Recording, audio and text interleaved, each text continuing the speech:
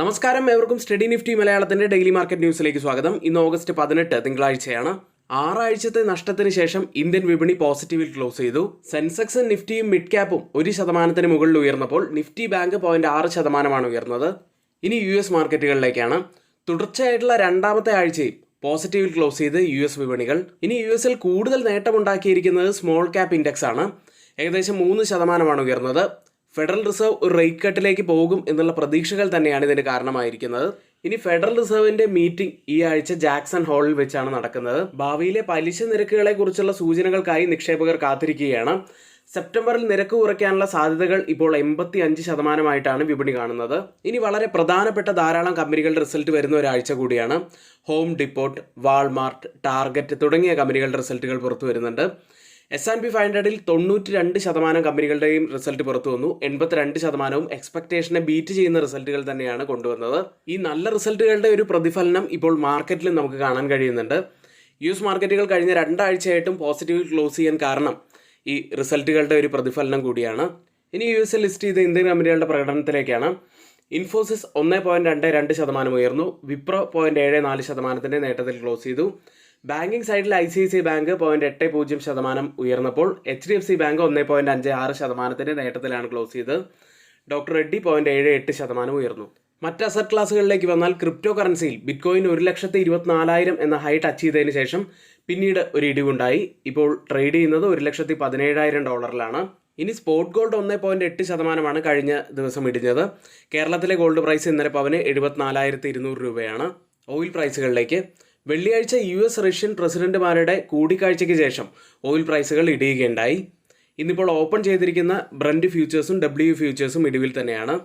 ഇന്ന് നമ്മൾ ശ്രദ്ധിക്കേണ്ട ഹൈലൈറ്റ് ആയിട്ടുള്ള കുറച്ച് കാര്യങ്ങളാണ് നമ്മളിവിടെ ഷെയർ ചെയ്തിരിക്കുന്നത്. ഇനി ആർക്കെങ്കിലും നമ്മുടെ പെയ്ഡ് എഡ്യൂക്കേഷൻ ടെലിഗ്രാം ചാനലിൽ ജോയിൻ ചെയ്യാൻ താല്പര്യമുണ്ടെങ്കിൽ 3 മാസത്തേക്ക് ഓണത്തിൻ്റെ ഒരു പ്രത്യേക ഓഫർ കൂടി നമ്മൾ ഇൻട്രൊഡ്യൂസ് ചെയ്തിട്ടുണ്ട്. ഇപ്പോൾ വെറും 1,299 രൂപയ്ക്ക് 3 മാസത്തേക്ക് നിങ്ങൾക്ക് ജോയിൻ ചെയ്യാവുന്നതാണ്. പരിമിതമായ കാലത്തേക്ക് മാത്രമായിരിക്കും ഈ ഓഫർ ഉണ്ടായിരിക്കുക. അതുകൊണ്ട് പെട്ടെന്ന് തന്നെ എല്ലാവരും ജോയിൻ ചെയ്യാൻ ശ്രമിക്കുക. ഇനി നമ്മുടെ ഈ വീഡിയോ ആരെങ്കിലും ലൈക്ക് ചെയ്യാൻ മറന്നു പോയിട്ടുണ്ടെങ്കിൽ ദയവ് ചെയ്ത് വീഡിയോ ഒന്ന് ലൈക്ക് ചെയ്യുക. ചാനൽ ആരെങ്കിലും സബ്സ്ക്രൈബ് ചെയ്യാൻ വിട്ടുപോയിട്ടുണ്ടെങ്കിൽ ചാനൽ കൂടി ഒന്ന് സബ്സ്ക്രൈബ് ചെയ്യുക. മറ്റൊരു മുഖ്യമായിട്ടുള്ള വാർത്തയിലേക്ക് വരാം. GST പുനഃക്രമീകരിക്കാൻ കേന്ദ്രം പദ്ധതിയിടുന്നു. ലളിതമായ അനുസരണവും തിരുത്തൽ സംവിധാനങ്ങളും ഉപയോഗിച്ച് ഒക്ടോബറോടുകൂടി കേന്ദ്രം GST പുനഃസംഘടനയ്ക്ക് പദ്ധതിയിടുന്നു. അടുത്ത തലമുറ പരിഷ്കാരങ്ങൾക്കായുള്ള ഒരു ടാസ്ക് ഫോഴ്സും ഉടനടിയും ദീർഘകാലവുമായ പരിഷ്കരണങ്ങൾ നിർദ്ദേശിക്കും. ഇനി ശ്രദ്ധ കേന്ദ്രീകരിക്കുന്ന പ്രധാനപ്പെട്ട മേഖലകൾ നോക്കിക്കഴിഞ്ഞാൽ നിക്ഷേപ കാര്യക്ഷമത മെച്ചപ്പെടുത്തൽ, ബിസിനസ് ചെലവുകൾ കുറയ്ക്കൽ, ബിസിനസ് ചെയ്യാനുള്ള എളുപ്പം പ്രോത്സാഹിപ്പിക്കൽ എന്നിവയൊക്കെയാണ് പ്രധാനപ്പെട്ട ശ്രദ്ധ കേന്ദ്രീകരിക്കുന്ന മേഖലകളായിട്ട് വരുന്നത്. പരിഷ്കരണങ്ങളിൽ ഹ്രസ്വകാല നടപടികളും അടുത്ത 5 വർഷത്തിനുള്ളിൽ നടപ്പിലാക്കേണ്ട നടപടികളും ഉൾപ്പെടും. ഓൺലൈൻ ഗെയിമിംഗ് വ്യവസായത്തിന് 40% GST നിർദ്ദേശിച്ചത് അവർ എതിർക്കുന്നുണ്ട്.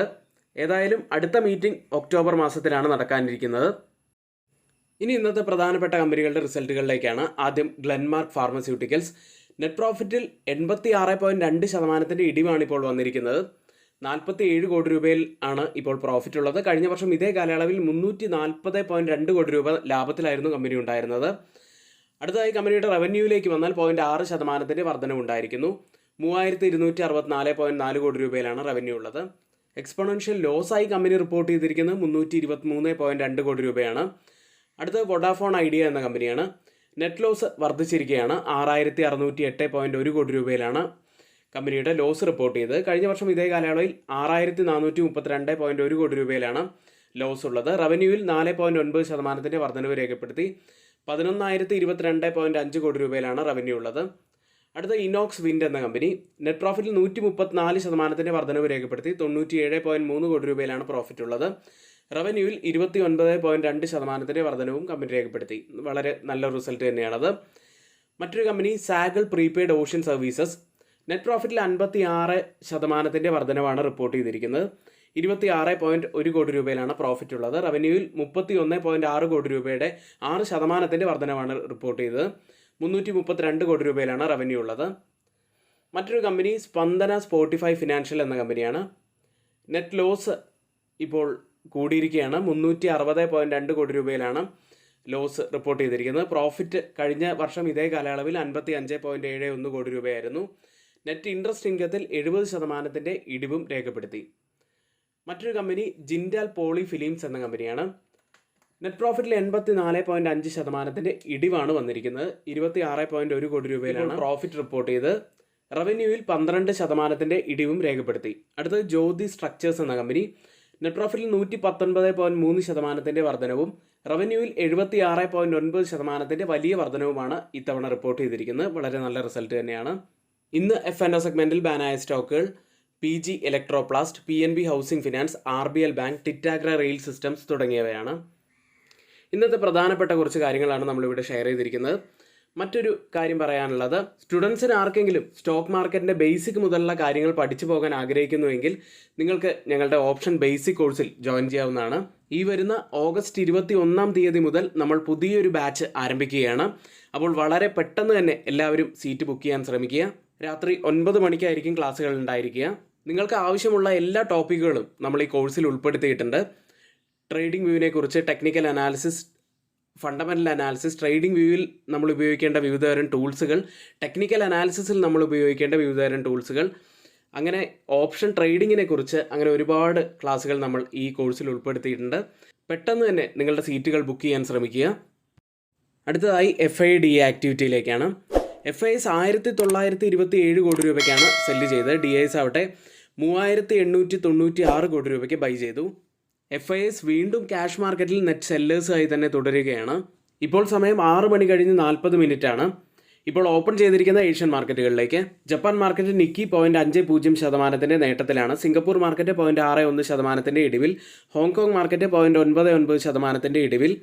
ജക്കാർത്ത കോമ്പോസിറ്റ് 0.42% ഇടിവിൽ ട്രേഡ് ചെയ്യുന്നു. ഗിഫ്റ്റ് നിഫ്റ്റി ഇപ്പോൾ ട്രേഡ് ചെയ്യുന്നത് 24,882 എന്ന നിലയിലാണ്. അതായത് 200 പോയിന്റ്സിനടുത്തുള്ള ഒരു ഗ്യാപ്പ് അപ്പ് ഓപ്പണിങ്ങിനാണ് സാധ്യതയുള്ളതായിട്ടാണ് ഇപ്പോൾ ഗിഫ്റ്റ് നിഫ്റ്റി സൂചിപ്പിക്കുന്നത്. നിഫ്റ്റിയിലും ബാങ്ക് നിഫ്റ്റിയിലും സംഭവിച്ച ഏറ്റവും പ്രധാനപ്പെട്ട കുറച്ച് കാര്യങ്ങളിലേക്കും ഇനി നമ്മൾ ഇന്ന് ശ്രദ്ധിക്കേണ്ട നിഫ്റ്റിയിലെയും ബാങ്ക് നിഫ്റ്റിയിലെയും പ്രധാനപ്പെട്ട കാര്യങ്ങൾ കൂടി ഒന്ന് ഡിസ്കസ് ചെയ്യാം. ആദ്യം 24,631 11 പോയിന്റ്സ് മാത്രം ഉയർന്നാണ് നിഫ്റ്റി വെള്ളിയാഴ്ച ക്ലോസ് ചെയ്യുന്നത്.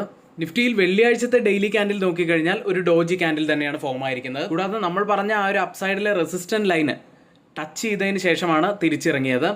അതായത് ആ റെസിസ്റ്റന്റ് ലൈൻ ടച്ച് ചെയ്തതിന് ശേഷം അവിടെ സസ്റ്റെയിൻ ചെയ്യാൻ പറ്റാതെയാണ് നിഫ്റ്റി തിരിച്ചിറങ്ങിയത്. അപ്സൈഡിൽ ഇനി നമ്മൾ ഫോക്കസ് ചെയ്യേണ്ടത് ഈ ഒരു അപ്സൈഡിലെ ഈ റെസിസ്റ്റന്റ് ട്രെൻഡ് ലൈൻ ബ്രേക്ക് ചെയ്യുന്നുണ്ടോ എന്ന് തന്നെയാണ്. ഡൗൺ സൈഡിലേക്ക് വന്നാൽ ചൊവ്വാഴ്ചത്തെ ആ ഒരു റെഡ് ക്യാൻഡിലിൻ്റെ ലോ ബ്രേക്ക് ചെയ്യുന്നുണ്ടോ എന്ന് തന്നെയാണ് നമ്മൾ പ്രത്യേകമായി ശ്രദ്ധിക്കേണ്ടത്.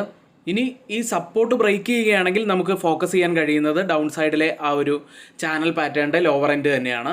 ഇനി മാക്സിമം ഓപ്പൺ ടെസ്റ്റ് രേഖപ്പെടുത്തിയ കോൾ സൈഡിലെയും പുട്ട് സൈഡിലെയും സ്ട്രൈക്കുകളിലേക്കാണ്. ആദ്യം 24,600 സ്ട്രൈക്കിൽ 59% വർധനവ് പുട്ട് സൈഡിൽ കാണാം. ലോങ് ബിൽഡപ്പാണ്. കോൾ സൈഡിൽ 6% ഇടിവ്, ഒരു ഷോർട്ട് കവറിംഗ് ആണ് കാണുന്നത്.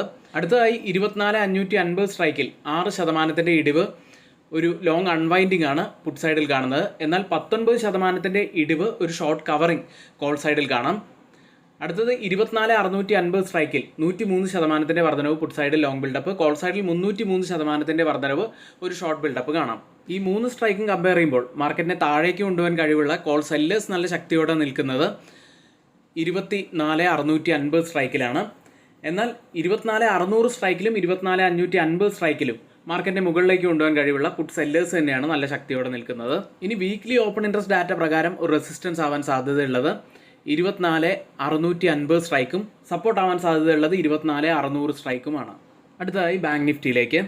55,342 160 പോയിന്റ്സ് ഉയർന്നാണ് ബാങ്ക് നിഫ്റ്റി ക്ലോസ് ചെയ്യുന്നത്. ബാങ്ക് നിഫ്റ്റിയെ സംബന്ധിച്ച് പറയുകയാണെങ്കിൽ ഒരു സിമെട്രിക്കൽ ട്രയാങ്കിൾ പാറ്റേണിന് സമാനമായ കാൻഡിൽ സ്റ്റിക് ഫോർമേഷൻ ആണ് ഇപ്പോൾ ഫോം ആയിക്കൊണ്ടിരിക്കുന്നത്. വരും ദിവസങ്ങളിൽ ഈ പാറ്റേണിൽ നിന്നും ഒരു ബ്രേക്ക് ഔട്ട് ലഭിക്കാനുള്ള സാധ്യതകൾ കൂടുതലാണ്. ഡൗൺ സൈഡിൽ നമ്മൾ ഫോക്കസ് ചെയ്യേണ്ടത് വളരെ പ്രധാനപ്പെട്ട ഒരു സപ്പോർട്ട് സോൺ ഉണ്ട്. 54,440 മുതൽ 53,880 വരെയുള്ള ആ ഒരു സോൺ തന്നെയാണ്. ഇനി മറ്റൊരു മുഖ്യമായ കാര്യം കൂടി പറയാം. നമ്മുടെ പെയ്ഡ് എഡ്യൂക്കേഷൻ ടെലഗ്രാം ചാനലിൽ ആർക്കെങ്കിലും ജോയിൻ ചെയ്യാൻ താല്പര്യമുണ്ടെങ്കിൽ തൊട്ട് മുകളിൽ നമ്മളിവിടെ ഒരു വാട്സപ്പ് നമ്പർ നൽകിയിട്ടുണ്ട്. ആ നമ്പറിൽ മെസ്സേജ് അയച്ച് നിങ്ങൾക്ക് ഞങ്ങളുടെ ഗ്രൂപ്പിൽ ജോയിൻ ചെയ്യാവുന്നതാണ്. ഇപ്പോൾ ഓണത്തിൻ്റെ ഓഫറുമായി ബന്ധപ്പെട്ട് 3 മാസത്തേക്ക് വെറും 1,299 രൂപ മാത്രമാണ് 3 മാസത്തേക്ക് ഫീ ആയിട്ട് വരുന്നത്. ഇന്നത്തെ ഏറ്റവും പ്രധാനപ്പെട്ട കുറച്ച് വാർത്തകളാണ് നമ്മളിവിടെ ഷെയർ ചെയ്തിരിക്കുന്നത്. ഈ വാർത്തകളെല്ലാം ഏറ്റവും ഓതറൈസ്ഡ് ആയിട്ടുള്ള സൈറ്റുകളായ money control, mint, Reuters, CNBC, financial express തുടങ്ങിയ മാധ്യമങ്ങളിൽ നിന്നാണ് നമ്മൾ എടുത്തിരിക്കുന്നത്. മറ്റുള്ളവയെല്ലാം നമ്മുടെ വ്യൂസ് മാത്രമാണ്, ഒരിക്കലും റെക്കമെൻഡേഷൻ അല്ല. നിങ്ങളുടെ എഡ്യൂക്കേഷണൽ പർപ്പസിന് വേണ്ടി മാത്രമാണ് ഷെയർ ചെയ്യുന്നത്. ഇനി ആർക്കെങ്കിലും പുതിയൊരു ഡിമാറ്റ് അക്കൗണ്ട് ഓപ്പൺ ചെയ്യണമെന്നുണ്ടെങ്കിൽ ലിങ്ക് നമ്മൾ ഡിസ്ക്രിപ്ഷൻ ബോക്സിലാണ് നൽകിയിട്ടുള്ളത്. എങ്കിൽ ഇന്നത്തെ ഈ വീഡിയോ ഇവിടെ പൂർത്തിയാവുന്നു. ഏവർക്കും നന്ദി.